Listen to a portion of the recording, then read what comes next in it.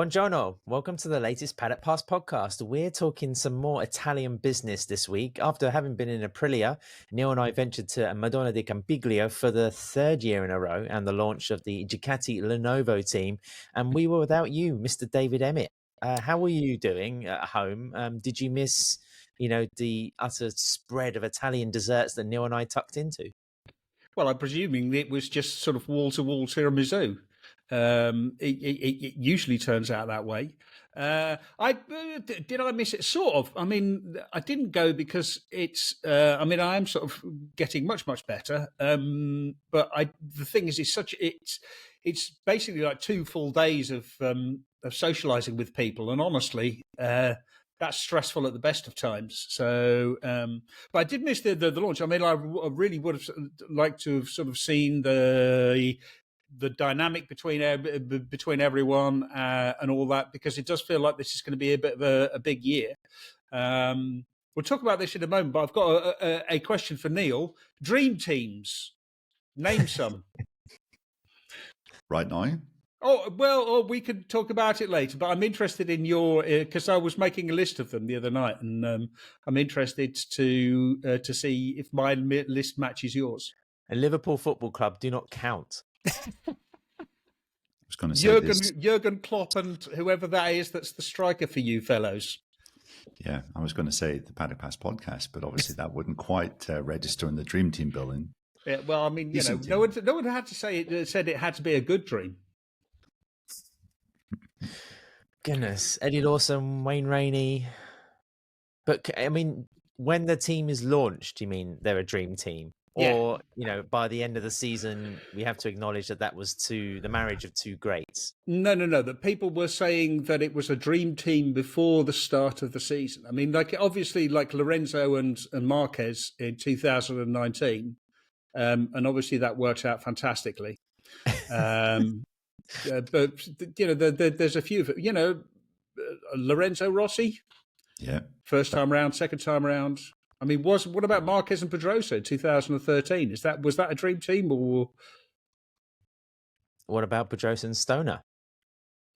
Was that a dream team? Yeah, come on, Neil. I mean, don't keep us in mystery. I mean, I'm sure you've got some obscure 125cc pairing from the depths of the Derby factory racing. 1972. Yeah, that's right. Yeah.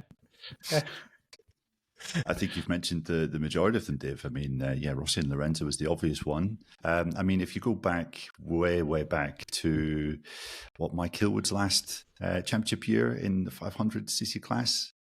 Stop showing off. Agostini was his teammate. I mean, that's a pretty dream team lineup right there. Although at the time, was it a dream team? Because Agostini was just only coming into being as a world championship rider and hadn't racked up any of his championships by then. Agostini and Reed? Quite possibly, yeah. Goodness, let's try to avoid too many silences on the podcast. Well, listen, listeners, send us any dream team combos that we may have missed out on. I'm not sure if it was the lights or the general populace, as Dave, you were saying, or some of the bizarre smoke effects going on at the Ducati presentation, but my voice is very scratchy, so I will try not to talk, which people might be happy about on this podcast, and leave most of the general bullshit up to you, pair. But what did you think from afar, Dave, watching it through the screen? I mean, it was suitably flashy, as you would expect for a pairing of Pecco Bagnaia and Marquez, and also, of course, let's not forget about the early iteration in the GP25, which Ducati course general manager GD Dalinga said was essentially the same bike as a GP24 with a couple of mods, but there's plenty more to come. How did you feel about the setup? Because the atmosphere at the event itself was very much one of politeness, respect, cordiality. There was a lot of decorum on view, no big power statements, and it was pretty much quite an apt build up to what's going to be quite an explosive season, you'd have to imagine. Yeah, I mean, it looked like a typical Ducati launch. Very Italian, and also quite a contrast with the Aprilia launch, which was held in Italy. Italian bike, Italian rider with Marco Bezzecchi and, of course, Jorge Martin. Yet they did everything in English. This was very much aimed at the Italians. Everything was done in Italian. It was hosted in Italian. All the questions were in Italian. It was, I mean, obviously they have lots of Italian sponsors. Their link up with Lenovo is through Italy. And so it was, and of course, the Madonna di Campiglio is the event is hosted there in part as a promotion for Madonna, which is a very upmarket little ski resort. Well, it's a big ski resort actually, and it is very nice. But yeah, it was quite flashy. There was some interesting things in it. It was particularly struck by the fact that Mauro Gracili, the sporting director, the man who replaced Paolo Ciabatti at the start of last year, was asked to sum up the 2025 season in one word, and the word he chose was harmony. Because, if you have to bring it up, then that's really, it's a bit of a giveaway, isn't it? I mean, and we know that there is, of course, there's going to be tension. There's always tension whenever you have a dream team, whenever you have two great riders. But they were both very respectful of each other. There is respect.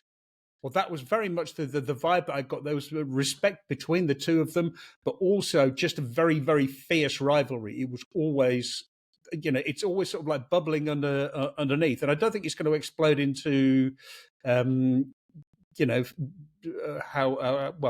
of fits and tantrums. But I do think there's going to be a lot of tension in that garage rather than drama. It's just in. You know me, I love the old bold prediction. Sticking your neck on the line there, Dave. Yeah, exactly. Neil, we'll come on to the riders in a moment, but there were some layers to the event. Of course, this was the third time that Ducati have had this launch in this particular region of Italy. There was no motocross or World Superbike this time, just MotoGP.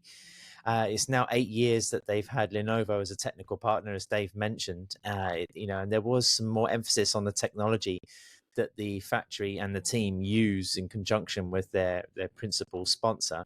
And then also, of course, Audi, Madonna di Campiglio is like their kind of conclave for, corporate entertainment as well as development. There's lots of talk about sustainability in their products and whatever. And I think Madonna has now a 12-year association with Audi. So there was all these kind of little boxes that had to be ticked through the presentation, compared to Aprilia, which was like half an hour. Here's our team. Here's the number one plate. We're going racing.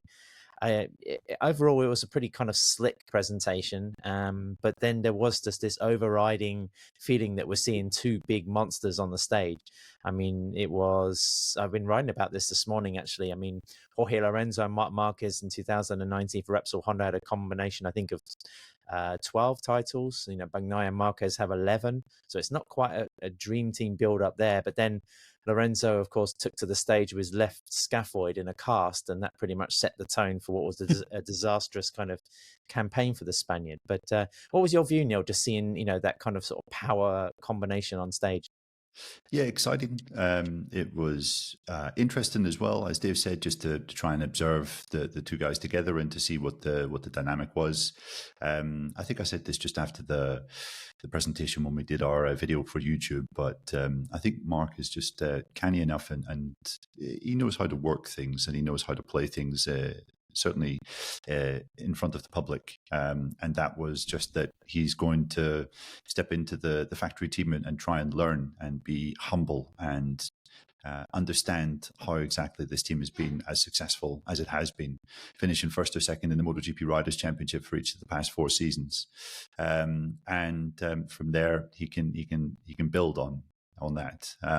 Again, he was trying to play down expectations, saying that top 3 in the championship is the aim for the year, at which point I think everybody in the press conference rolled their eyes and looked to the side and give a little smirk as if to say, like, what are you on today? But yeah, it was certainly interesting. Both guys, I think it would have been unlikely that either of them would have come out with anything rash, but I think the closest you could have come to an understanding of what lies ahead was when Pecco Bagnaia was asked whether the guy sitting on the stage next to him was going to be the principal challenger for this year. And he said, well, yeah, I mean, he was trying to think of other names, but with KTM in the situation they're in, and with Aprilia still some way off, even though they've got Jorge Martin in their ranks. Yeah, I mean, it seems obvious that this is going to be the pairing that are going head to head. The most ridiculous comment was actually through the presentation itself and not the press conference afterwards, where he said it doesn't matter who wins as long as it's the team and Ducati. And I thought, mate, seriously, I mean, I hope, was that written into your contract somewhere, that exact phrasing? It was kind of impressive in a way. But Dave, if you had to, let's just get the big question out of the way first. If you had to put your €10 on who's going to finish higher at this point, I mean, is it a silly question? Yes, of course it is. Really? Bagnaia's finished in the top 2 for the last 4 years in the same team. Yes, that's right. And look at his teammates. This is Marc Marquez we're talking about. Look at what Marc Marquez did he was competitive for the championship on a year-old bike, which was very, very substantially worse than the GP24. And he had to learn a completely new bike. He had to learn a completely new working style, a completely new team. He had literally, the only thing that really stayed the same was his assistant and his management team around him. He changed everything, and yet he did that. He has. Again, he's changing team. He's changing crew chief. I think he's changing he's got a new electronic engineer as well. So there's, again, lots of things changing. But he knows what a Ducati is like. He understands how to ride a Ducati much better. He knows how to win championships. I thought it was really interesting, Pecco's comments. I mean, first of all, it was interesting listening to Pecco talk about how he lost the championship and all the things that he's been studying to try to avoid that. But also it's listening to him saying, it's really interesting learning from Marc about how to deal with adversity, how to see that he is able to keep going when things are going badly. Because that, again, I mean, this is what I've been saying all last year. You win championships on your bad days, and that was where Pecco lost his championship last year. He had just an astonishing year last year, but he still managed to lose it. And Marc is smarter than that. Marc, he might even end up with fewer wins than Pecco this year, yet still win the championship. He knows how to win MotoGP championships on any bike and not just the best bike. I mean, Dave makes a convincing case, Neil. Is there even any kind of comeback? Yeah, I mean, it's not a given. I mean, those are fairly big things for Marc to try and understand. New crew chief, new telemetry guy, walking into a team where he clearly isn't the number one guy yet. Yep. I mean, he hasn't really had to deal with that kind of situation since 2013, which is quite a long time ago. And yeah, I think he was also pretty intelligent in that he was saying we shouldn't be taking it for granted that we are basically nailed on to finish first and second in the championship. There is still a lot of work ahead of us. I did hear Davide Tardozzi speaking to quite a few Italian journalists after his English press conference, and he was repeatedly talking up the threat posed by Jorge Martin, saying that the first day of Sepang, just you watch, Martin is going to be there on the Aprilia. Absolutely no doubt about that. But yeah, it's hard to look past either Marc or Pecco, and Pecco won 11 races last year, so that in itself I think is enough to suggest that he's definitely going to be at least giving Marc something to think about. Yeah, I just think Bagnaia has been getting better every year in terms of how he's made little incremental improvements. I mean, it's going to be his 5th season as part of the Ducati Lenovo team, and he's just clinical. And Mark, as we know, does tend to have moments of madness, and it could come down to a few points at the end of the season. I mean, it is tempting. I think also Bagnaia in his press conference, Neil, if I remember correctly, was saying that, you shouldn't also rule out a talent like Pedro Acosta. I mean, he's also going to be into his second year, and if the KTM is a little bit more competitive, then okay, he might not be pushing to overthrow the Ducatis, but he's going to be a nuisance at the front of the field, which could also upset the whole points dynamic for the championship. But I don't know, just to be maybe a contrarian, I just think Bagnaia he's got slightly more odds in his favour. I mean, Marquez is the greatest motorcycle racer we've seen, but I think he's up against his toughest challenger, maybe since sort of peak Lorenzo. Maybe it's the second hardest job he's had in his career to date. So I think it's a bit of a mountain there. I think he's definitely in the mountains. Yeah, I mean, he's definitely facing a very tough opposition, precisely for all the reasons you say. Like Bagnaia has been there for a long time, and he's in a very strong team. So yeah, he has a lot of work to do. Just before we move on to the GP25, a reminder that the Paddock Pass podcast is backed by Renthal Street. Renthal have some fantastic dirt bike accessories in their catalogue, but also for the road. So head to renthal.com. There's a special Fit My Bike option if you're after some bars or other components for your bike. You want to make an upgrade, have a look. Renthal.com. They have everything you need, and it's the highest quality stuff. Dave, the new Ducati, as we mentioned at the top, there wasn't too much to see apart, even in terms of the livery in Madonna di Campiglio. But Deligno was mentioning that, a new chassis is coming, a new swing arm and a new fairing. They're probably going to be the biggest kind of upgrades to the bike for this year. And to be honest, when you have ridiculous talent like you have in your factory race team, then I guess the bike probably isn't super high on the priority list, right? I mean, you just want to get both of the riders comfortable. Yeah, I mean, he also mentioned that there'd be a revised version of the ride height device, which was mentioned in Italian but didn't come across in the simultaneous translation. But yeah, I mean, there's going to be tweaks to it. But then again, the bike was so good last year that it doesn't need a massive step. What it needs is a little bit of refinement, a little bit of improvement. We know that they tested, they had a new frame and I think also a new swing arm at the Valencia test, the Barcelona test at the end of last year. That's definitely the way that they've been working. The engine will be a little bit different. But yeah, Ducati understood how to get the most out of that new Michelin rear tyre last year and have done extremely well at it. And that's what they're going to be focusing on this year. Just getting more and more improvement out of that. And it's going to be, I think, much more about whether the other factories can catch up rather than Ducati themselves making a big step. I think perhaps even some of the riders on the GP24, it's going to be a little bit easier for them this year because there's not going to be such a big difference between the old bike and the new bike. Well, that's just it, Dave. I mean, we're not expecting any changes to the tyres. I mean, do you think KTM and Aprilia certainly? I mean, let's leave the Japanese to one side for the moment because they still have a bigger step to make. They have that extra time in the off-season to get busy with the electronics and work out the Michelins. Could we be optimistic that, we're just talking about two riders on one team, that there could be a much messier scenario in MotoGP? No, I do think it's still going to be Ducati. Ducati are still the best, the team to beat. And I think one of the most interesting things was that Lenovo, obviously Lenovo is the title sponsor, but they talked a lot about AI. And AI is perhaps not even the right word. What it is machine learning. So it's about concentrating, going through vast streams of data, picking out all of the most important things that you get from that, which is what machine learning is very good. It's recognizing patterns, understanding patterns, and highlighting stuff for engineers to pick up and work on.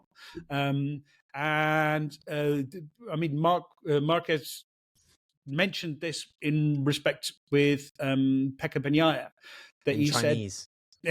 Chinese, yeah. No, well, fact, I mean, like, I would actually be quite interested. I hope they checked that, because a lot of that AI stuff is that sort of AI stuff is a little bit less reliable than the actual machine learning stuff that Lenovo is doing.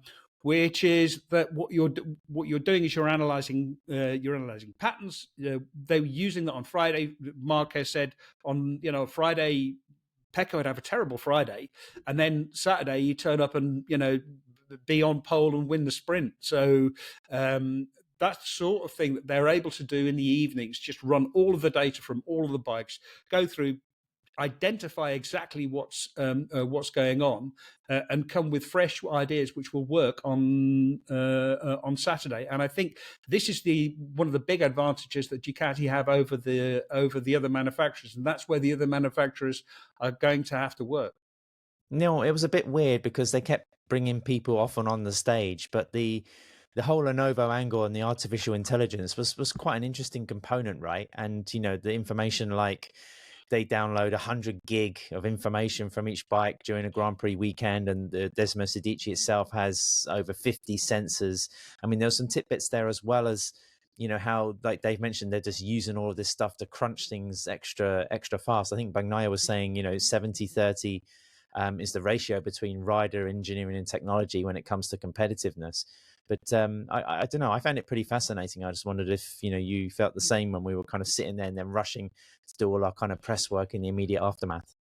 Yeah, it definitely was. It was interesting to hear them speaking about that so openly, because I think before then it had been something of it hadn't been something that was necessarily in the forefront of our eyes. That is one of the big advantages that they have. We know that Ducati's ability to share data and information amongst all their engineers, all their teams, all their riders has been one of their big benefits as well. But when you're dealing with that amount of data, 100 gigabytes of information from 50 different sensors over a weekend, like you said, Ad, and trying to come up with solutions and find patterns in such a short space of time from one day to the other over a race weekend. And they also mentioned that there's a pretty decent little crack team of engineers working back in Bologna going through this data as well with the help of AI. It sort of gives you an idea of where some of the advantages have been and how they've been able to turn their weekends around in such impressive ways over the last couple of years. So, something that the other factories are definitely going to have to try and get on an even footing with. I mean, AI's capabilities are only going to get stronger over the next couple of years, you have to imagine, and it is going to be a tool that I think everyone's probably calling upon in the MotoGP world. Dave, the track scanning thing was also interesting, right? How they just basically make a model of the circuit and then use it for simulation. I wonder how kind of accurate that must be and what benefits it can bring. It's incredibly accurate. It's something which Michelin also does. Obviously, it's absolutely key for Michelin because they have to build tires to map it. But they can see. Basically, they understand where the bumps are on a track, but also what the surface is like. They can see the size, the size and shape of the stones inside the aggregate. They can see from the color how the age of the asphalt, and probably sort of take a good guess at how much adhesion there's going to be from the tarmac. It's really, really important. It's again, what Ducati understand and what they're doing is that the first thing you have to get right is the tires. Once you have 100% of the performance of the tires, that's your first limit. Once you get to that limit, then you can try to find performance from somewhere else. But that's what they're doing so much better than everyone else. That's why they're accelerating so much better than everyone else. That's why they're sort of ending up with a lot less tire at the end of the race. And just, we've been talking a little bit about the AI system that has helped Ducati, but also just a quick comment on something that Deligny was saying during the presentation, which I think suggests that it knows not to rock the boat too much. I think he said I've taken a lot of risks in my life, and I think I've got to the point where I know when is the good time to take a risk and when isn't. And he was also saying a few pragmatic statements that along the lines of basically we need to be careful. And the idea is not to try and go out of our way to replicate the results from last year, because that would just be unrealistic. Winning 19 races from 20 is a phenomenal level of success. We haven't really seen that kind of level of success since Honda in the early 2000s and the first years of the four-stroke MotoGP era. So there is a kind of pragmatism there, and I think there's an acknowledgement that the likes of Aprilia should maybe be more of a factor next year. And yeah, I mean, we've obviously seen Ducati get it very, very wrong over an off-season and pay the price in the first couple of races. When you think back to 2022, when they tried to do too much with the bike development, and essentially it almost cost Bagnaia the title. I didn't get that sense from listening to either Tardozzi or Dall'Igna this time around. Yeah, I mean, it was interesting saying, look, we know everyone hates us for winning so much, but, we're here to win. So I think his objective is to win with a little bit more modesty, sort of thing. A nice convincing win rather than a dominant win. So 18 wins instead of 20. No, sort of 16 or so. Maybe 15. It should be plenty. Give a few people a few more podiums. Yeah, just give them Saturdays. That's enough. That'll do.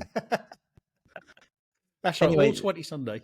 It was a classy event, and I think as reigning champions and sort of the dominant force in MotoGP at the moment, I think we have to kind of applaud the budget that goes into this from Ducati or Madonna or from Audi to make it sort of happen, to make a fuss, because promoting MotoGP and as Liberty, that kind of deal stalled a little. We're not going to see any more further movement after the end of the second phase by the summer. It's still good that people are sort of making some hype. There's nothing wrong with hype. It gets people talking like us. Neil, you mentioned pragmatism. Dave, Honda were busy. They were testing again recently. We got an interview, of course, with Alberto Puig as well. And, Alberto doesn't give too many interviews. He doesn't give a great deal of insight. And, Honda have pretty much kept in the shadow, you could say, I guess, during 2024 as they tried to work their way out of the mire.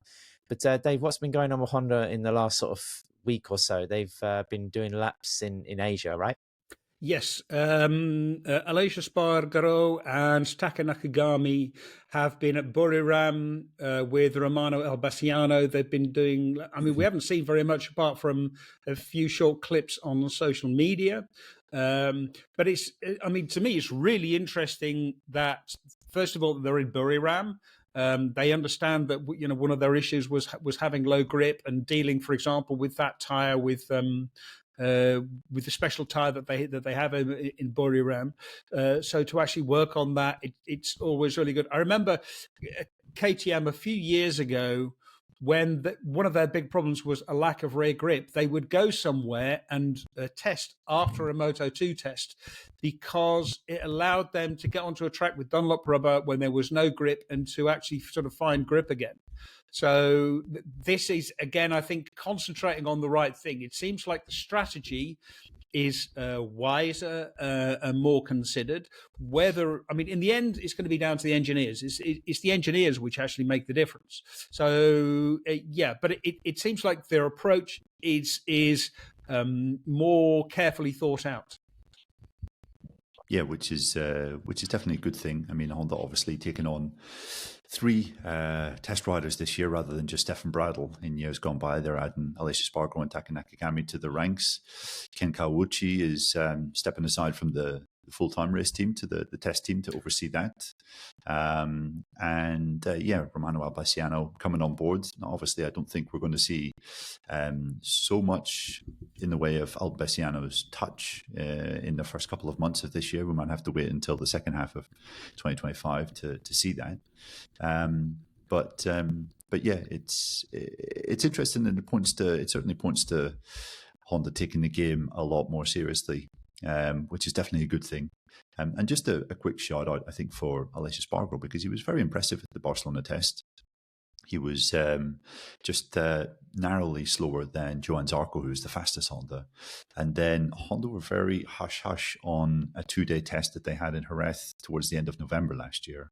But have heard that Aleix was the fastest of all the Honda riders that tested there, which is not bad going on what was just his second day on the bike. And I'm sure was slightly disconcerting for the likes of Joan Mir to see another rider just coming in and adapting to the bike you've been on for the past 2 years and immediately going faster. Period, Neil. It is, but also I think it could be called a wake-up call for someone like Joan Mir. So yeah, it sounds like Aleix has taken to the role with real great enthusiasm, and I've said it many times, but what he did with Suzuki, what he did with Aprilia, I mean, he knows how to build a factory kind of up from very little into a race winning force. Whether you like him or whether you don't. So I think it's going to be a good thing having his input in the project. Yeah, one thing that I found really interesting was, Marc Marquez was asked about what's the difference between Honda and Ducati, and Marc talked a little bit about the differences he'd seen between them, and one of the big ones was communication. This was again something that Mauro Grasili emphasised, that communication was important, and this was also exactly the difference that Gigi Dall'Igna made when he first joined Ducati, was to get everyone talking to one another, and if the change that Honda can make is to improve communication. Again, this is also part of the changes that's happening inside Yamaha as well, by having a separate development or having more development going on in Europe and really improving the communication between the European arm of Yamaha and the European arm of and the Japanese factory. It's going to be the same for Honda, improving that communication, getting everyone to listen to everything that's going on. That I think is going to be really, really a really big deal. Neil, if I remember rightly, you spoke to Alberto Puig in Thailand, and also you didn't come back into the media centre with any venom on your face. You seem mentally quite calm, not troubled for the rest of the weekend. So I'm assuming it went pretty well. Just give us some kind of context. Yeah, it was the Thursday before the Thai Grand Prix. So therefore, he's still talking about improving this season rather than looking directly at 2025. But it's still very relevant, a lot of the stuff that he was talking about.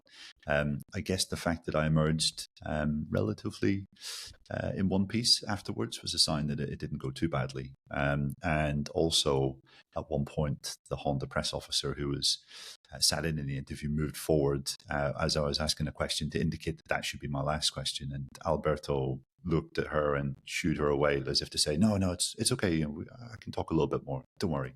So from that, I thought, okay, this is not the worst interview that I had maybe part of me had feared it could be. But yeah, I mean, Alberto can be quite confrontational, maybe a bit antagonistic with members of the press. I mean, you just have to listen to some of his interviews with Simon Crafar in years gone by on the MotoGP World feed.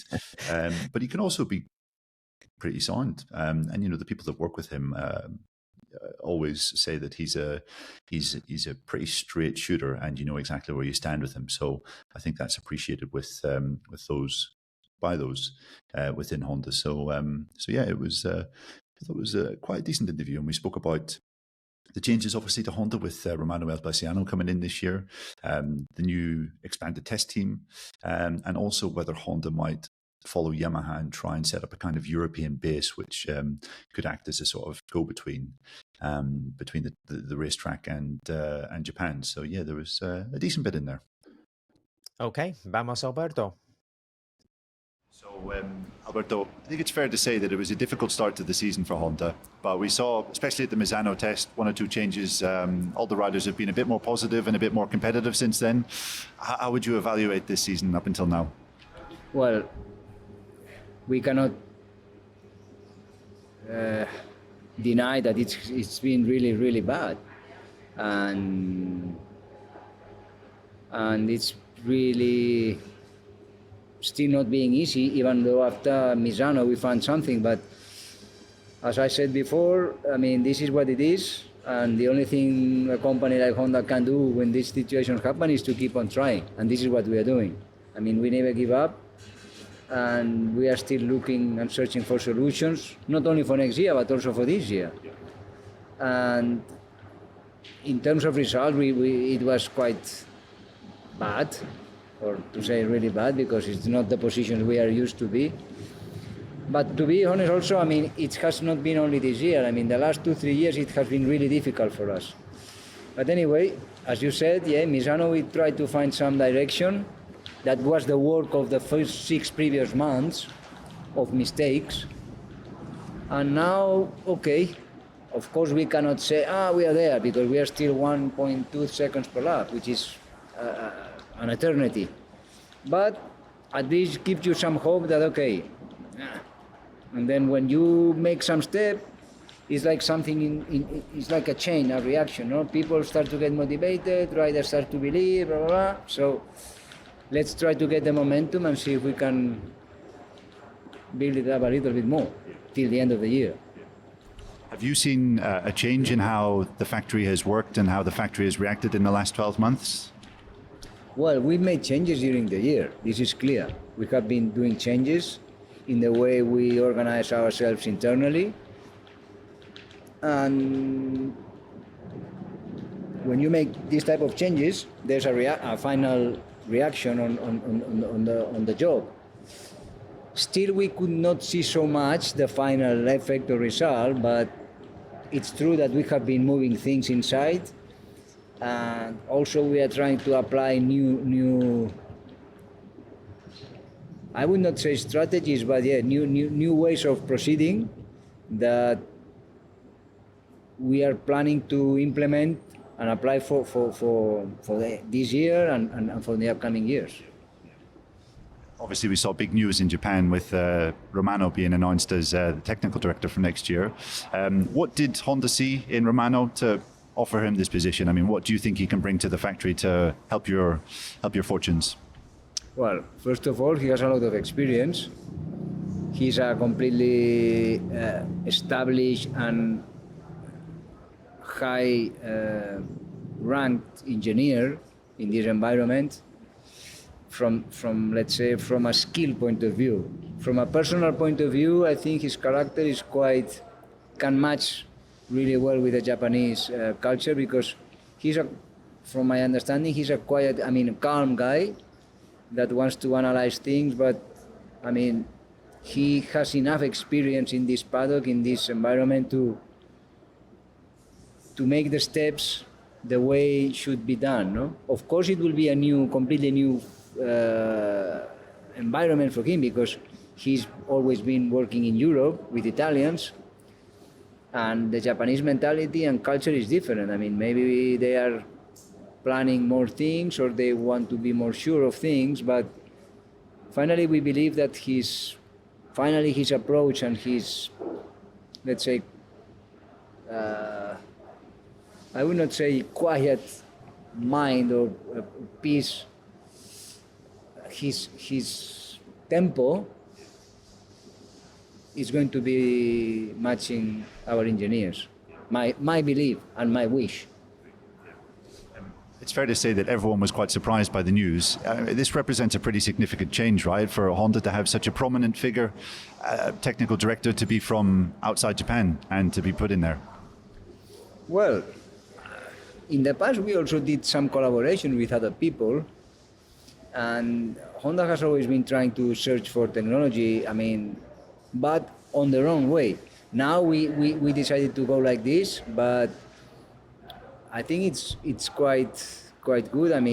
Nowadays in racing you need to be open for knowledge, for different approaches.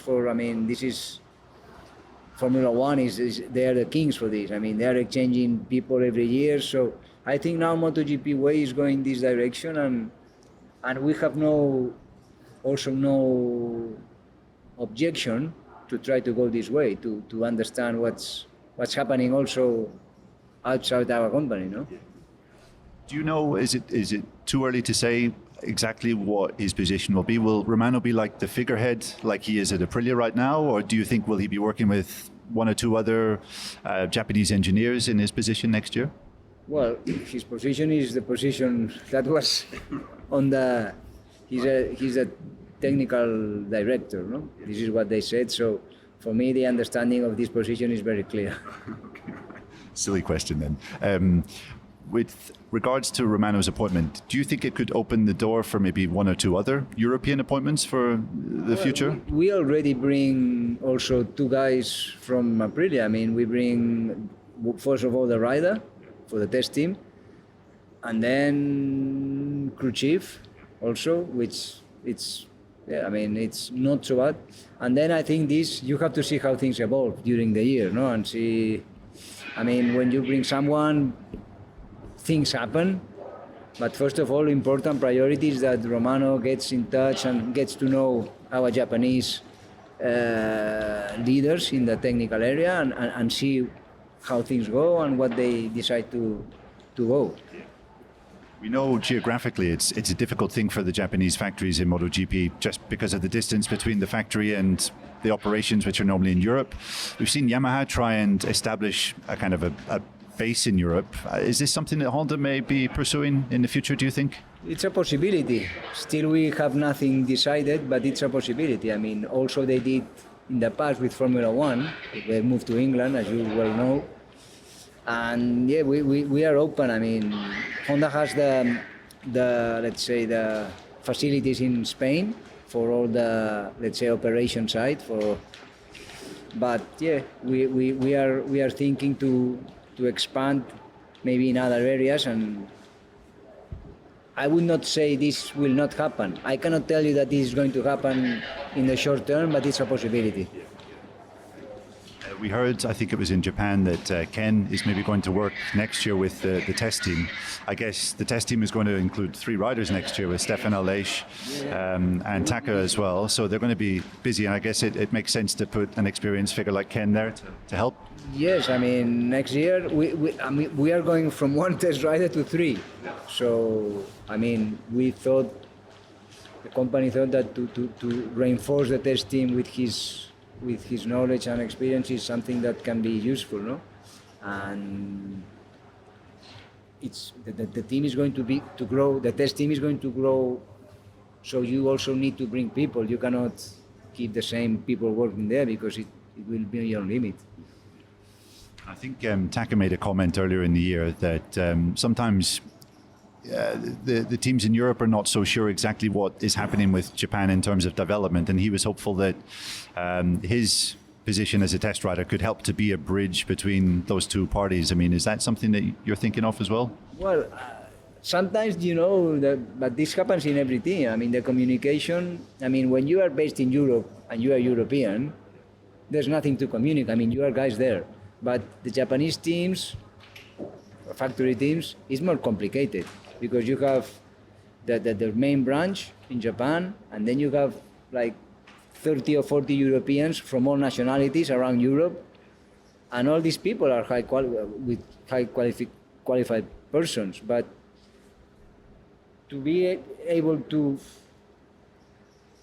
address or to put all the info and send it and receive it back, I mean, sometimes it's not so easy. I mean, I'm talking to you from an engineering point of view.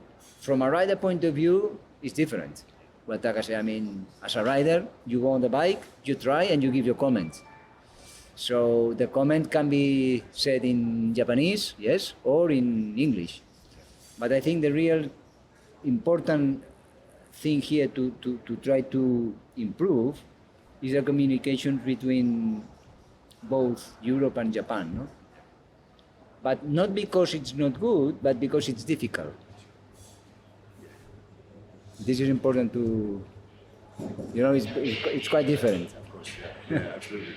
With regards to the technical package for next year, I mean, do you think we'll be looking at a completely new Honda at the start of 2025? I really don't know. Because it's difficult to say now how it can be. I mean, but we have to wait and see. And this is not going to. We will not see this in Valencia. We will see next year probably in Thailand, the last test. Just one final thing, Alberto, about this. I think the Yamaha riders were saying that it's unrealistic to be thinking about victories at the start of next year. It's just not really realistic in such a short amount of time. For you, I guess, realistically, at the start of next year, you'll be looking at maybe consistent top 10s? For me, if you ask me, we will be looking for improvement.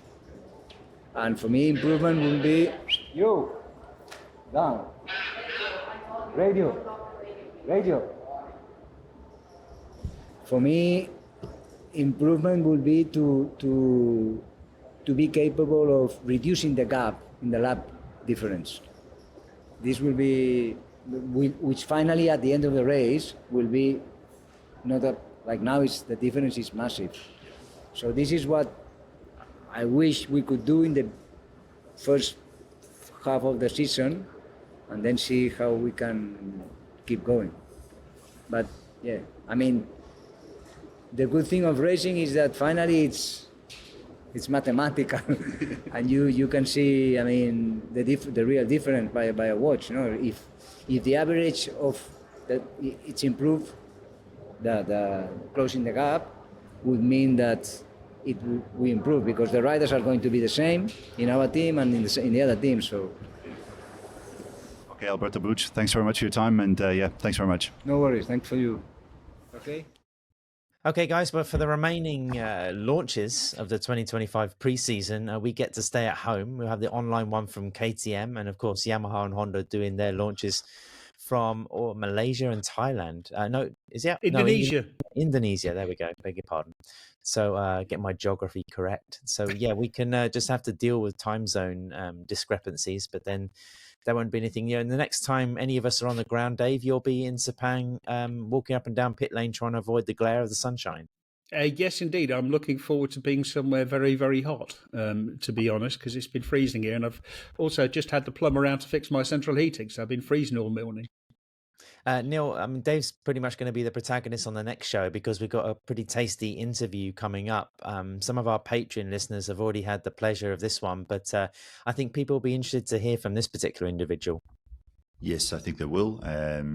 Dave had the chance to speak to Lynn Jarvis towards the end of last year, who had been a focal point of Yamaha's MotoGP operation since 1999, I think it was. Yep. And last year was his final year. And yeah, Dave, you did a pretty comprehensive career retrospective with Lynn when he spoke about how he got into the sport, some of his biggest challenges, some of his best moments, and a certain moment in a certain year that we might mention pretty much every other show. I was quite pleased that he did actually sort of, he didn't go into it in a great deal of depth, but he did sort of, he did talk about it. And it's a really interesting, really good interview. It gives a real insight into what it's like to actually run a MotoGP team, and also about all the stresses of strains of everything. So, I'm really grateful to Lynn that he gave me so much time. He still sounded haunted by that particular experience. You could tell in the tone of his voice. Anyway, our listeners will be able to hear this next week. And also, like we said, that's coming up next week. But then Stephen Gordo are also busy at Jerez for the Superbike testing. I think it's at Jerez, isn't it? It is today, and it's Jerez, and then after that they're off to Portimao. Right, okay, so a double session. So we're going to have some content coming up, certainly on Patreon and on the main channel for the podcast. If you haven't signed up to Patreon yet, then get on there, because there's some extra content, and we've got some fantastic competitions as well coming up in 2025 with some trips to Grand Prix and some other goodies, especially for our subscribers and followers. Apart from that, big thanks to Renthal.com, and we'll be back soon with another Paddock Pass podcast.